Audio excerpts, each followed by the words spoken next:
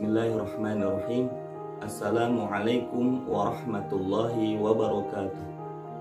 Alhamdulillahi rabbil alamin. Wabihi nasta'inu ala umurid dunya waddin. Wassalatu wassalamu ala ashrafil anbiya'i wal mursalin, Sayyidina wa habibina wa maulana Muhammadin wa ala alihi wa sahbihi ajma'in. Amma ba'du. Allahumma faqihna fid din wa alimna ta'wil. Amin ya rabbal alamin. Siswa-siswi SMK Bina Prestasi yang dimuliakan Allah Subhanahu wa taala, bagaimana kabar kalian? Semoga kalian senantiasa dalam keadaan sehat walafiat di dalam lindungan Allah Subhanahu wa taala. Alhamdulillah, kita bersyukur kepada Allah Subhanahu wa taala karena rahmat dan karunia-Nya kita masih dapat berjumpa melalui pembelajaran online. Pada kesempatan kali ini kita akan membahas satu tema yang baru, yaitu bab yang keempat tentang Al-Quran dan hadis sebagai pedoman hidup kita. Al-Quran adalah pedoman hidup umat manusia, terutama bagi umat Islam yang telah Allah Subhanahu wa taala beri petunjuk untuk memeluk agama Islam. Maka Al-Quran harus menjadi pedoman hidupnya selama ia hidup di dunia, agar ia hidup dalam keadaan yang baik, yang terbaik, selamat di dunia maupun di akhirat. Gambarannya, kita hidup di dunia ini seperti pengembara. Pengembara yang tidak tahu dia berada di mana dan bagaimana menjalani rute perjalanannya sehingga ia mencapai tujuan yang ia harapkan. Maka untuk menjalani pengembaraan itu dia butuh satu petunjuk, dia butuh guide namanya, agar dia dapat memahami perjalanan hidupnya, perjalanan pengembaraannya itu dengan selamat. Digambarkan bahwa terdapat seorang pengembara yang terbangun dari keadaan tidak sadarnya dan mendapati dirinya di tengah hutan.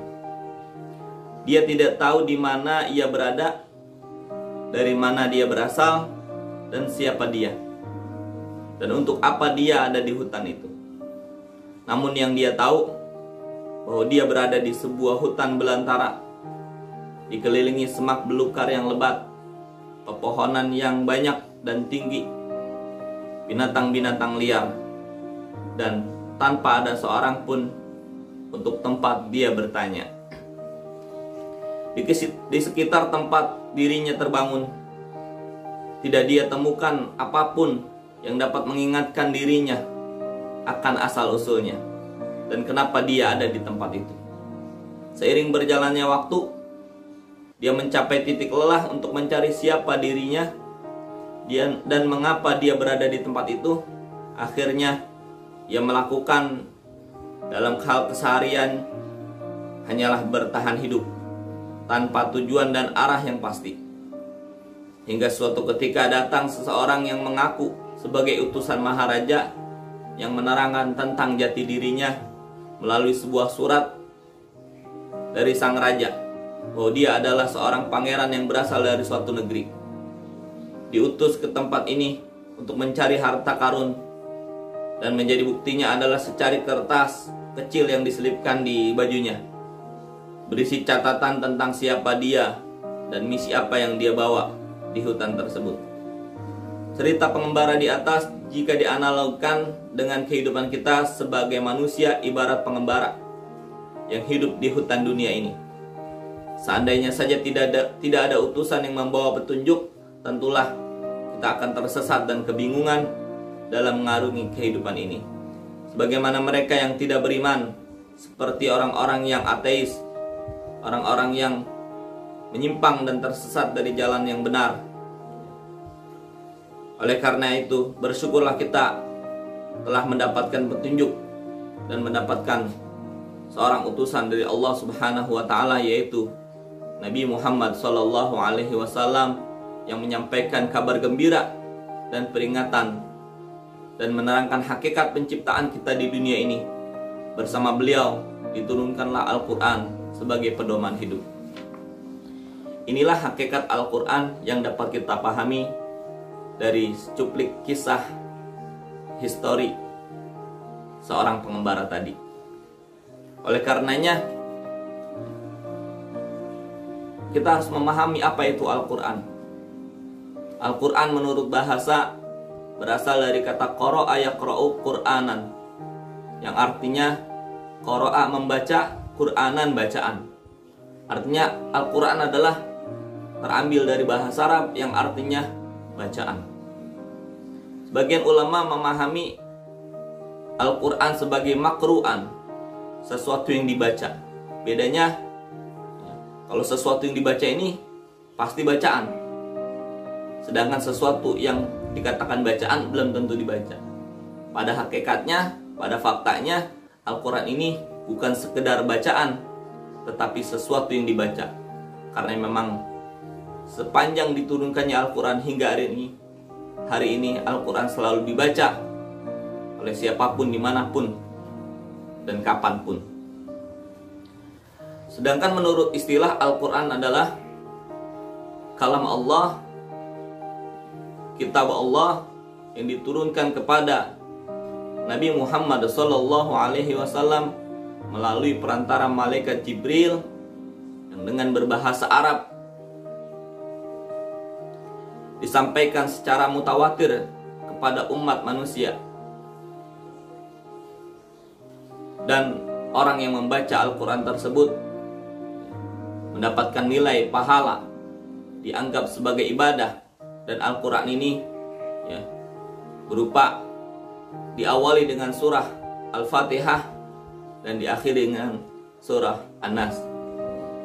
Dan Al-Quran berfungsi sebagai petunjuk serta mukjizat bagi kenabian dan kerasulan Nabi Muhammad SAW. Inilah definisi Al-Quran yang mencakup beberapa makna terkait Al-Quran. Yang pertama, Al-Quran adalah kalam Allah. Dia bersumber dari Allah Subhanahu wa ta'ala, kalam yang qadim. Yang kemudian Al-Quran ini disampaikan melalui malaikat Jibril sebagai pembawa wahyu kepada Nabi Muhammad SAW, yang diajarkan ayat demi ayat secara berangsur-angsur, yang kemudian masuk ke dalam dada Nabi Muhammad SAW, dan beliau menyampaikan lagi kepada umatnya, pada para sahabatnya secara mutawatir, yaitu di hadapan orang yang banyak. Dan Al-Quran ini kemudian disusun,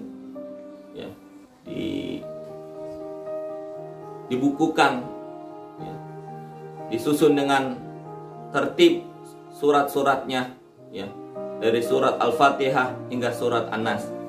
Yang kemudian Allah Subhanahu wa ta'ala menilai orang yang membaca Al-Quran sebagai ibadah, di mana dikatakan kalau membaca satu huruf dianggap sebagai satu kebaikan yang dilipat gandakan menjadi 10 kebaikan. Dan Rasulullah SAW menyatakan, jika kamu membaca Alif Lam Mim, maka itu bukan satu huruf, tetapi itu Alif satu huruf, Lam satu huruf, Mim satu huruf. Artinya di dalam kata Alif Lam Mim itu terdapat 3 huruf yang Allah Subhanahu wa ta'ala berikan kebaikan. Setiap satu huruf, satu kebaikan dilipat gandakan menjadi 10 kebaikan.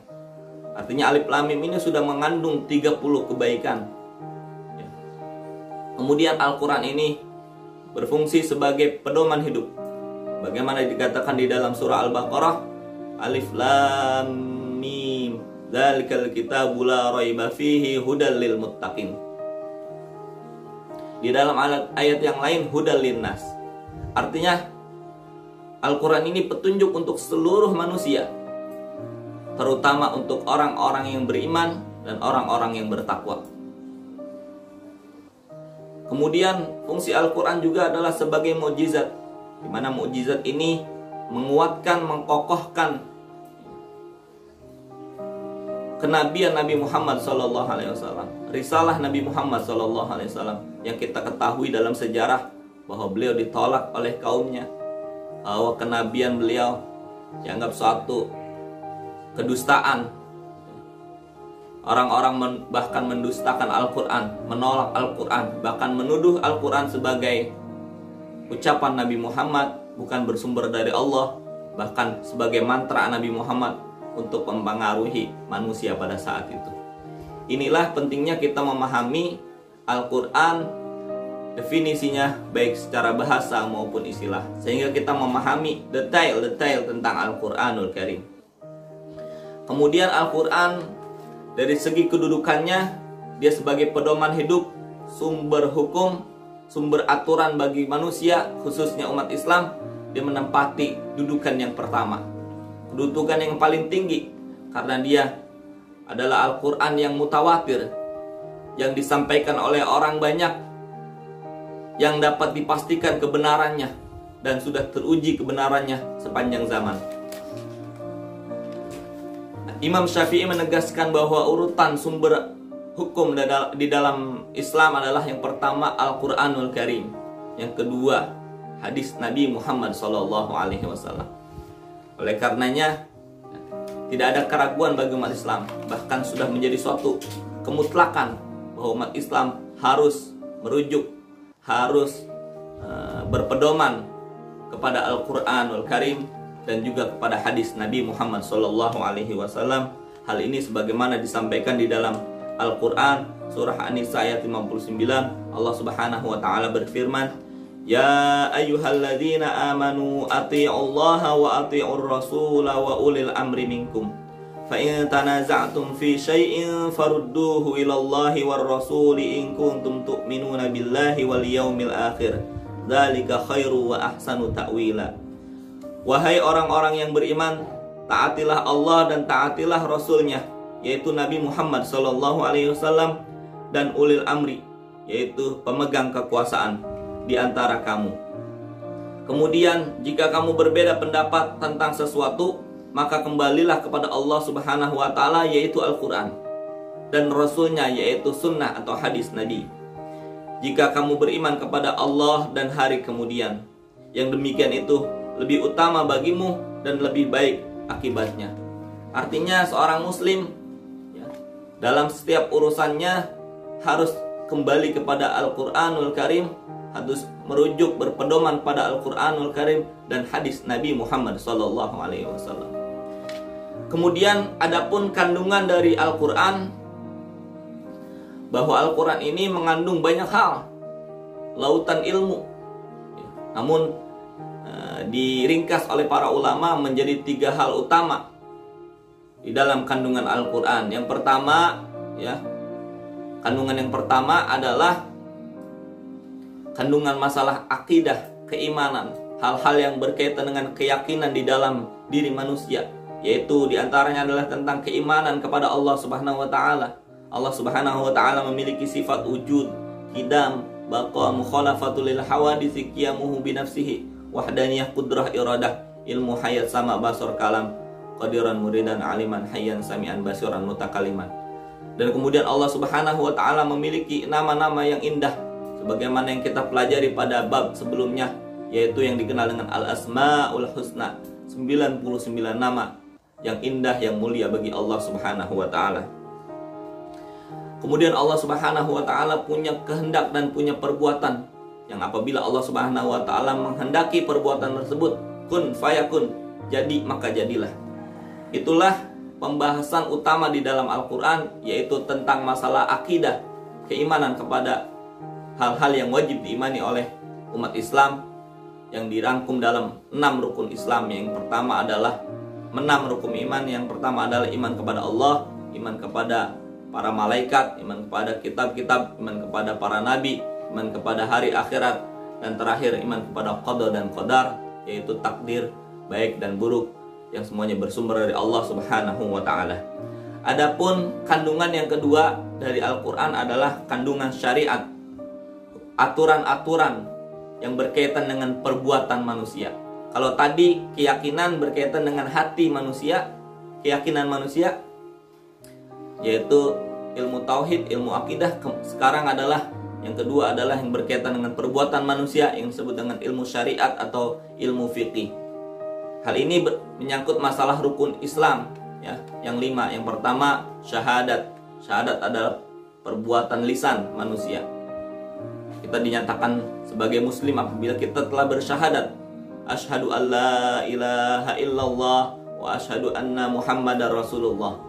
Kemudian rukun Islam yang berikutnya adalah mengerjakan sholat 5 waktu yang wajib, mengerjakan puasa di bulan Ramadan, membayar zakat, dan yang terakhir adalah mengerjakan haji atau menunaikan ibadah haji bagi yang memiliki kemampuan untuk melaksanakannya. Kemudian pembahasan terkait masalah syariah selain adalah ibadah-ibadah yang mahdhah, juga ada muamalah, hukum atau aturan kita berinteraksi kepada sesama manusia, jual beli, pinjam meminjam, ya, sewa menyewa, gadai menggadai, semuanya yang nanti juga kita akan bahas di dalam pembelajaran pendidikan agama Islam dan budi pekerti. Yang terakhir, yang ketiga, kandungan dari Al-Quranul Karim adalah kandungan masalah akhlakul karimah atau budi pekerti yang baik. Ini tidak kalah penting. Pokoknya 3 poin atau 3 dimensi kandungan Al-Quran, akidah, syariah, dan akhlakul karimah. Ini 3-3-nya penting. Terutama adalah akhlakul karimah. Kenapa? Ya, akhlakul karimah ini adalah salah satu alasan diutusnya Nabi Muhammad SAW, sebagaimana beliau menyampaikan, innama bu'ithtu liutammima makarimal akhlak. Sesungguhnya aku diutus tidak lain untuk menyempurnakan akhlak manusia, untuk memperbaiki akhlak manusia. Akhlak ini banyak tingkatannya. Yang tertinggi adalah akhlak seorang muslim kepada Allah Subhanahu wa taala, di mana diantaranya dia harus mengenal Allah, dia harus memahami tentang hakikat Allah Subhanahu wa taala, baik dari sifat-sifatnya maupun dari asma-asmanya, nama-namanya. Juga dia harus bersikap husnuzon kepada Allah Subhanahu wa taala. Apa yang Allah Subhanahu wa taala takdirkan itu tidak lain adalah hikmah dari Allah Subhanahu wa taala yang maha penyayang, yang maha bijaksana, yang maha mengetahui segala kebaikan untuk diri kita. Kemudian akhlak kepada Rasulullah SAW dengan mengikuti sunnahnya, mencintainya, mencintai keluarganya, mencintai sahabatnya, dan mengikuti sunnah-sunnahnya, menjalankan sunnah-sunnahnya di dalam kehidupan kita sehari-hari. Kemudian setelah itu ada namanya akhlak kepada orang tua, akhlak kepada saudara, akhlak kepada tetangga, dan banyak lagi. Akhlak ini bertingkat-tingkat sehingga kita harus memprioritaskan utamanya adalah kemana dulu. Jika ada urusan antara teman dengan orang tua, maka akhlak yang harus kita utamakan adalah berbuat baik dulu kepada kedua orang tua. Bahkan Rasulullah SAW pernah ditanya oleh seorang sahabat, wahai Rasulullah, siapa dulu yang harus kita baik atau berbuat baik kepadanya, kita berbakti kepadanya? Antara ibu dengan bapak saja Allah Subhanahu wa taala berikan tingkatan. Kata Rasulullah SAW, berbuat baiklah kepada ibumu, berbuat baiklah kepada ibumu, berbuat baiklah kepada ibumu, baru kemudian kepada bapakmu. Itulah tingkatan akhlak yang dijelaskan di dalam Islam. Kita perlu harus belajar lagi tentang kandungan-kandungan Al-Quran ini. Oleh karena itu, Bapak cukupkan sampai di sini pembahasan kita.